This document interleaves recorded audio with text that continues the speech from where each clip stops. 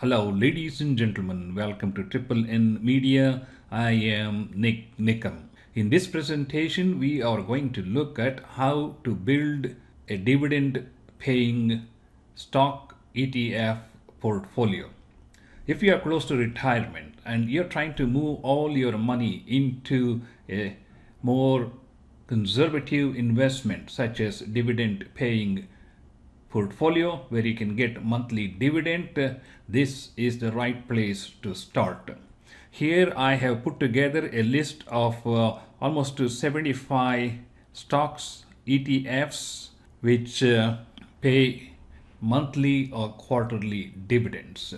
It is exceedingly important to build this portfolio so you can see which ones are doing better, which ones are giving you the interest rate that you are comfortable with, and how to follow your accounts. In order to get to this level, you have to start somewhere.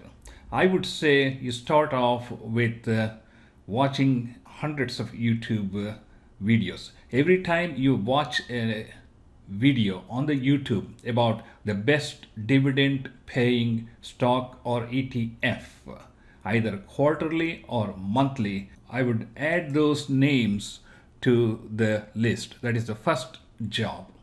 Second thing is you can go to NASDAQ, which gives you the dividend calendar. For example, here is August 13th, 14th, 15th, 16th, and here you can look at the stocks or ETFs that are paying dividends. And if you click on the indicated annual dividend column, you can see which ones are paying the highest dividend. For example, Cummins, that is a CMI symbol, this company is paying a dividend of 5.8%, and the ex-dividend date on this one is August 19, 2021. You continue to add all these names to your spreadsheet which you create.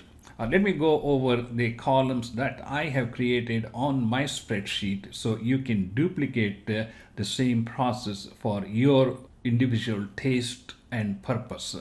First, you get the names of the individual stocks or ETFs that pay monthly dividend. Number two, you enter the ex-dividend date. That is an important date. I have done a separate video on how to use this ex-dividend date, so you can watch that one. The next one column represents whether they are paying dividends quarterly or monthly. Next column includes the dividend payout percentage.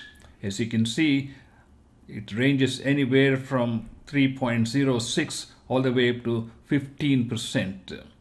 The key to remember is that you want to pick stocks or ETFs that are paying dividends more than 5%. The reason I say that is because you have a tax implication on the monthly dividend you get. So in order to minimize the taxation, commissions, and slippage, you want to have a stock or an option that has at least minimum 5% or greater dividend per year. The next is the price of the stock or the ETF. Then volume is also important. Next thing, you make a column of the capital. Is this like a $50 million capital, or is this like a $50 billion capital? For example, O, which is supposed to be here, I can find it. O has a $27 billion capital, and that is also important. That speaks about the stability of the company, and there are many other things we can look at. Then the range of the price in the last 52 weeks. Then if they have options or not, if you want to trade options, but that's beyond the scope of this presentation. Having created these columns, you start adding all the names you come across. Every time you watch a YouTube video, you are most interested in the stocks or the ETFs they are talking about. And you can also listen to their strategies, which is exceedingly useful, and I have learned a great deal by watching these YouTube videos. But at the end of the day, you and I have to create our own universe where we feel comfortable investing in those stocks and bonds. Once you have added a few names, there are a couple of ways to do your market research. One of the important things to do is you bookmark this CNBC website and also create another page here, and you bookmark Yahoo. I would look at these two sites to see how well the stock has been doing over the past 5 years, 10 years, or 20 years. Remember, we had a bull market for the last 12 years. Every stock and ETF looks like it's going like a rocket. Markets are at all-time high, and there's a substantial risk of these markets dropping 10, 15, 20%. We don't know. This is just a hypothetical observation. So you want to be very diligent about which stocks or ETFs you pick. Let's take, for example, let's go to our spreadsheet here and let's pick up like DLY, which has a capital of $960 billion. All right, let's come back to our market research here, and I will type DLY. Okay, here I have this DLY, which has, this has a market capital of close to $1 billion, which is fairly good. Number two, if you look at like the last 5-year history, this is what it looks like. It has a pretty stable price, which is a good sign. In that way, you don't want to drop your capital. You just want to collect dividends. It has a 7.04% dividend. This volume is low, but given the capital it has, which is fine because you don't want too big a fluctuation in your stock or an ETF that is paying dividend. So then it also shows what is the ex-dividend date.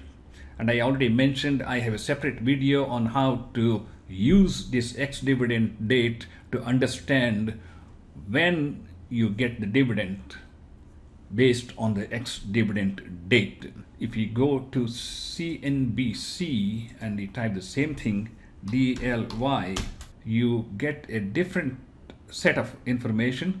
Of course, you have the market capitalization and the dividend, annual dividend, and the stock price here is $19.87 as of August 9th, 2021. The ex-dividend date, which is August 12, 2021.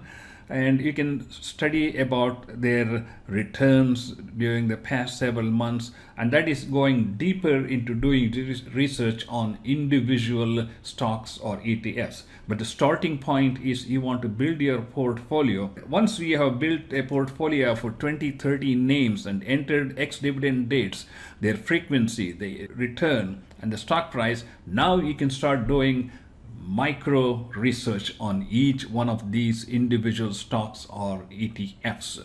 So you take like XOM, that is Exxon, giving 5.85. Let's go and do some quick research, and the research in depth will be covered in the next video. So let's go over here, we type XOM, and here is XOM. Let's look at the 5-year history. And as you know, the oil industry has been hit right after the COVID, which was a significant drop here from $70 to almost $35. That is a 50% drop in the stock. That's why I'm saying you want to select stocks that are much more stable than something that is fluctuating 50% in value in a span of 18 to 20 months.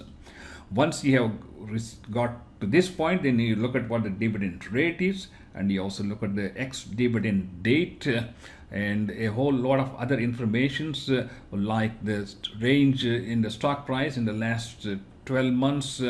And also you can look at their returns, their analysts' recommendations, and how the prices have changed, and the earnings also. So based on this information, I will go to, for example, Yahoo, look at XOM. All right, so now here you see a whole different set of information, and this has been sort of stable, but right now it is down 73 cents. And if you look at here, crude oil is down, it was down almost 4%. Where is the crude oil?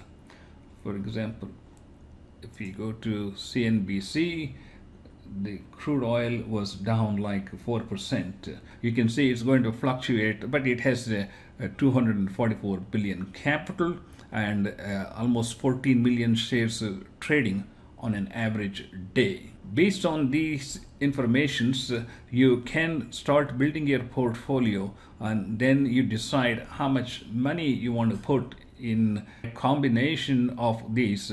I would get a combination of these so that you are not putting all your eggs in one basket.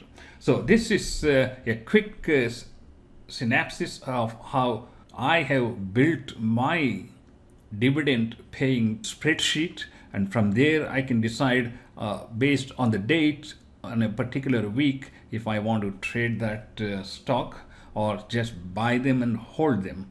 That's a different topic altogether. Thank you so much for watching this presentation, and stay tuned for the next episode.